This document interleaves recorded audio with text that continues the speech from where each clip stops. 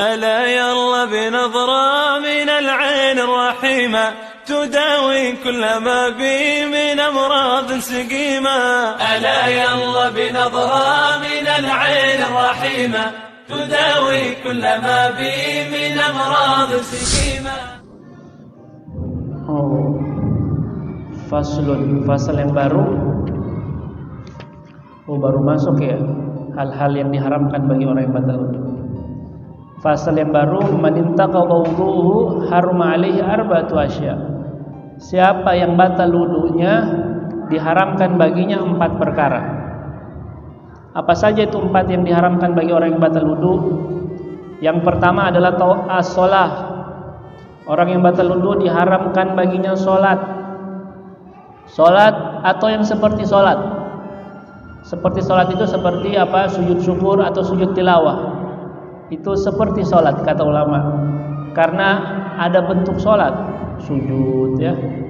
Maka dikatakan seperti salat, harus pakai wudu. Kalau tidak ada wudu, dosa. Sujud syukur itu kapan? Dapat nikmat yang kita kaget yang luar biasa, yang ditunggu-tunggu. Atau hilangnya penyakit, Allah cabut penyakitnya. Itu suatu kenikmatan.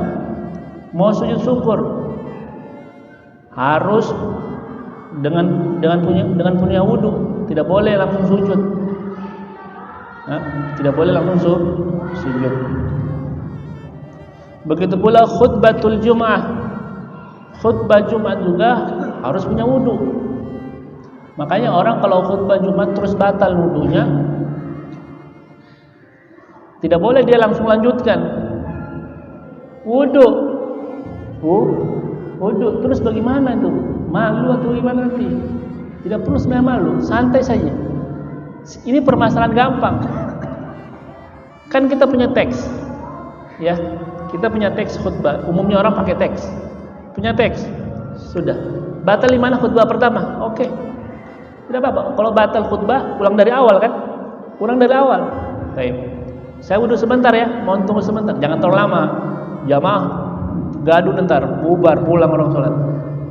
Jangan terlalu lama, wudu langsung maju lagi ke mimbar, langsung sebutkan rukun-rukunnya saja. Tidak perlu lagi baca dari awal dia punya teks khutbahnya.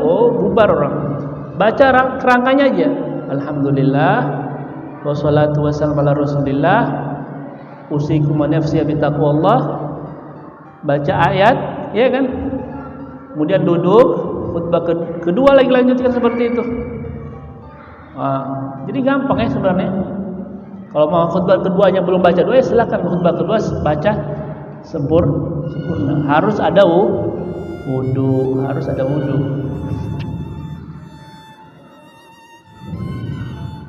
Yang berikutnya tawaf. Tawaf juga kalau tidak ada wudu tidak boleh kita tawaf. Tawaf manzil apa? Yang nazilu manzilatas shalah. Kata Nabi sallallahu alaihi wasallam, tawaf itu manzilahnya atau kedudukannya seperti kedudukan salat. Illa anna Allah halla fihil kalam. Melainkan atau kecuali Allah membolehkan di dalam tawaf itu bicara. Ada orang cerita ya, orang lagi tawaf, bicara dia. Ente tidak boleh bicara, ini tawaf ibadah. Iya, dia tidak tahu kalau tawaf bicara itu tidak apa-apa. Tapi bicara yang paling bagus dengan doa, zikir, doa kepada Allah itu paling bagus. Bicara biasa juga tidak apa-apa. Bagaimana kabar, sehat, tidak apa-apa. Tapi yang paling afdal baca doa, zikir. Akhirnya itu orang yang tadi bertanya itu, yang menegur tadi orang tadi itu yang bicara, dia malah selfie. Lebih gawat ternyata.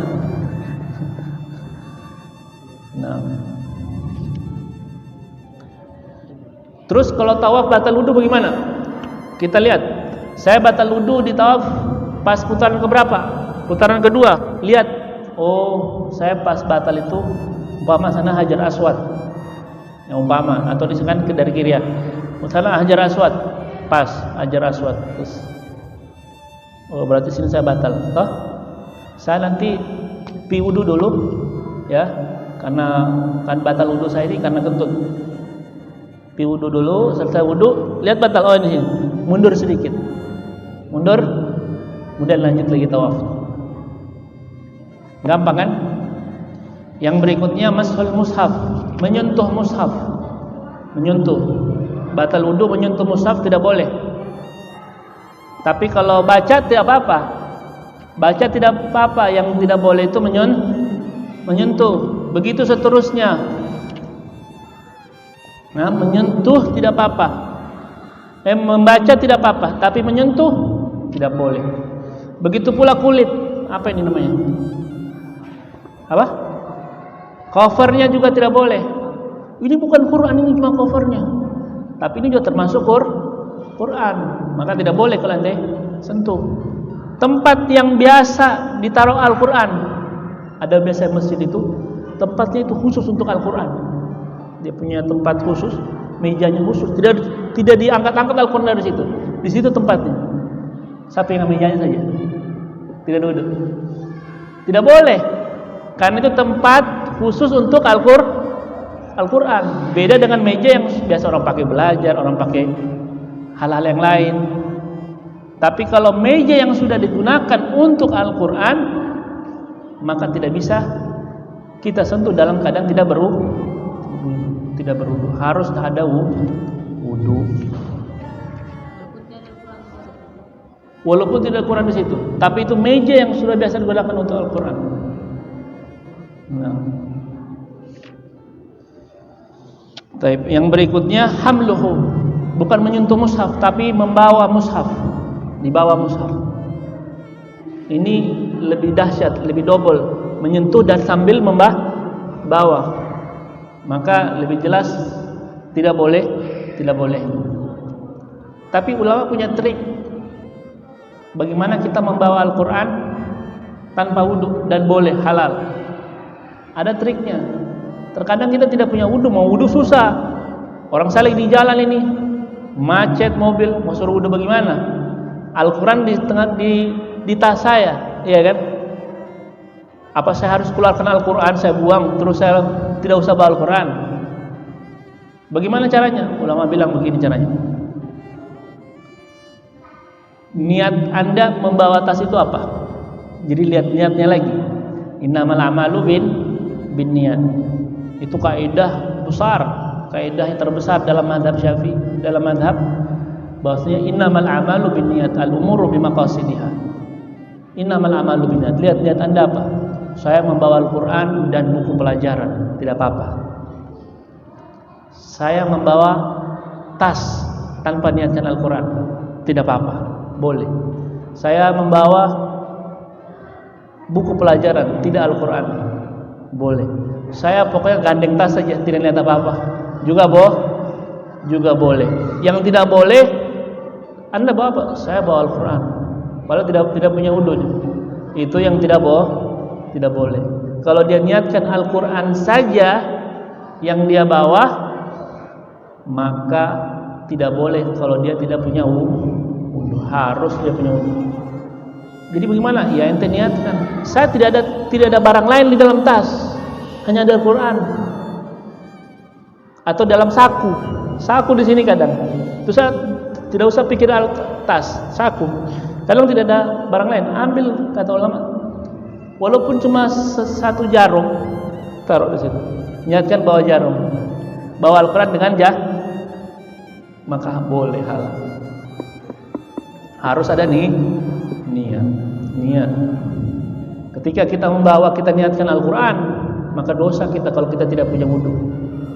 Tapi kita niatkan Al-Quran dengan hal yang lain, apa pulpen atau apa, maka tidak masalah. Nah.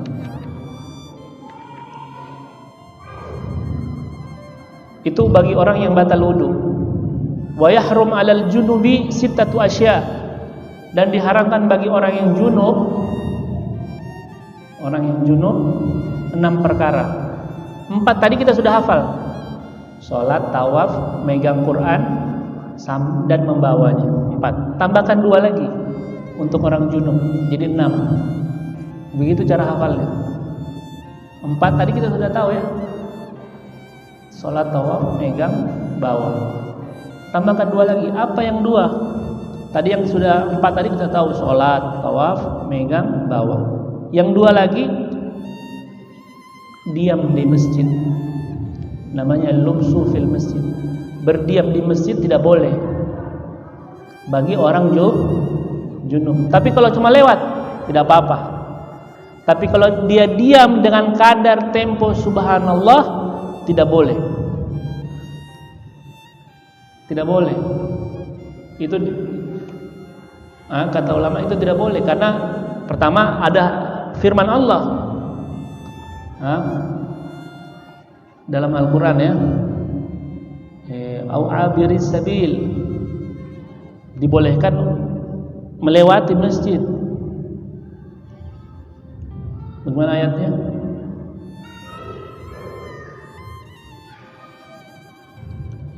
Kemudian yang ke-6, qiraatul Quran, membaca Al-Quran.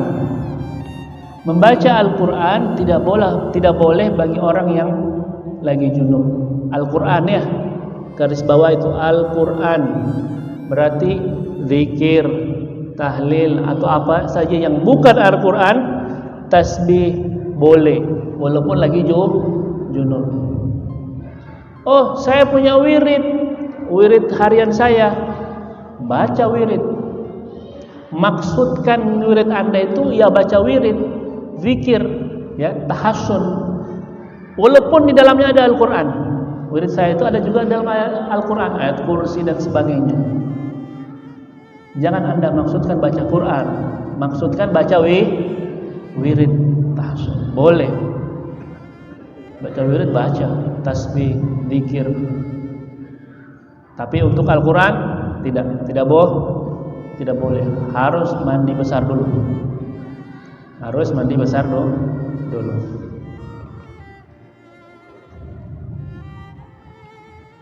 Terus kalau orang tiba-tiba tidur di masjid, mimpi basah, mau keluar, ya Allah, dikunci sudah. Bagaimana hukumnya? Ini sudah, nah ini tidak apa, ini darurat, ma'dzur, dimaafkan. Artinya dia tidak bisa apa-apa. Atau dia mau keluar, takut keluar. Ada perampok, ada orang asing. Wanita kalau mau keluar takut malam hari, takut tidak selamat dirinya. Tidak apa-apa. Terus bukan berarti dia berdiam begitu saja. Dia harus tayamum. Ya kan, harus tayamum. Kalau mandi tidak mungkin. Tayamum dengan debu yang bukan milik masjid. Kalau mungkin, yang bukan termasuk batas wakaf, karena masjid itu tanah wakaf ya. Yang bukan termasuk tanah wakaf, nah boleh. Yang dinding yang di luar masjid yang bukan termasuk tanah wakaf, boleh. Kemudian yang terakhir, hal-hal yang diharamkan bagi orang haid. Ini untuk bagi wanita. Bagi wanita, yang 6 tadi kita sudah tahu, tambah lagi 4. Jadi semuanya 10. Lebih banyak wanita. Ada 10. Salat iya, tawaf iya, tidak boleh. Baca mushaf iya. Menyentuh mushaf iya, tidak boleh. Membawanya apalagi. Diam di masjid iya, tidak boleh. Diam di masjid tidak boleh. Tidak boleh, takut ya, entah bertakut berceceran najisnya atau tidak. Takut atau tidak boleh diam di masjid. Membaca Quran juga tidak boleh. Zikir boleh, tetap boleh. Yang tidak boleh adalah membaca Quran. Jadi kalau orang wanita tanya, haid boleh tidak baca zikir, tasbih? Boleh. Baca wirid boleh. Puasa tidak boleh. Puasa tidak boleh. Tolak talak ya, cerai. Ini diharamkan bagi si suami, bukan si istri.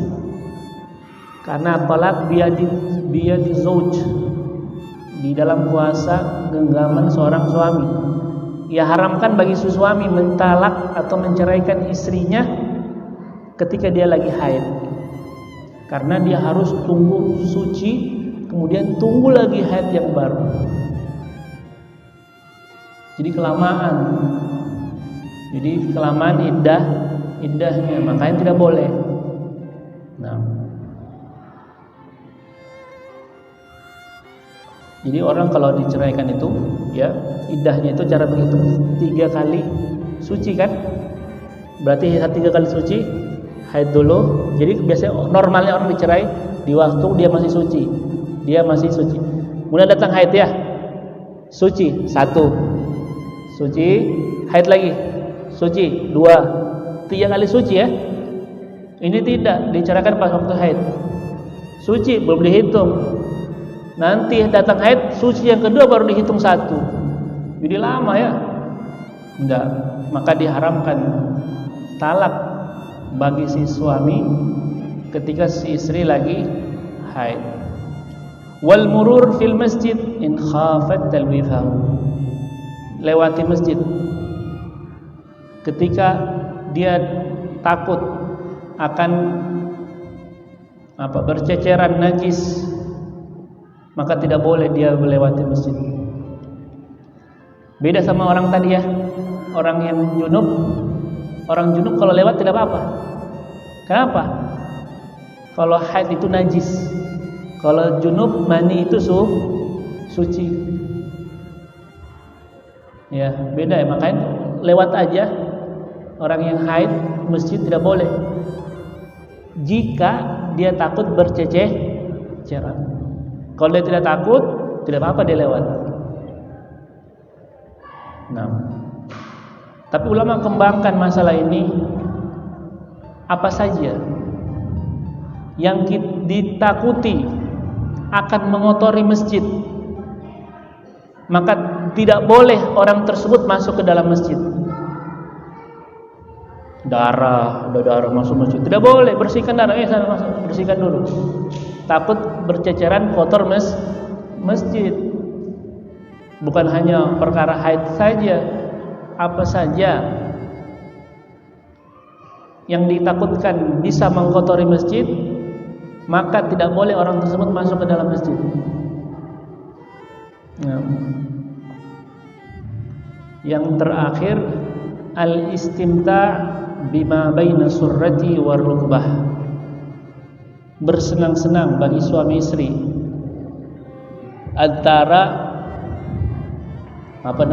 antara lutut dan pusat. Antara apa? Ya, antara pusat dan bersenang-senang selain bersenggama. Bersenang-senang boleh antara pusat dan lutut. Adapun bersenggama, ulama sepakat itu hukumnya haram, dosa.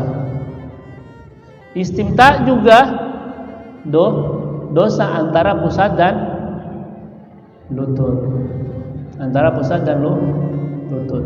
Tapi karena ini zamannya fitnah, ada pendapat kedua. Tadi maksudnya istimta itu dalam tanda kutip ya, bersenang-senang bagi si suami. Artinya selain apa? Selain bersenggama. Nah,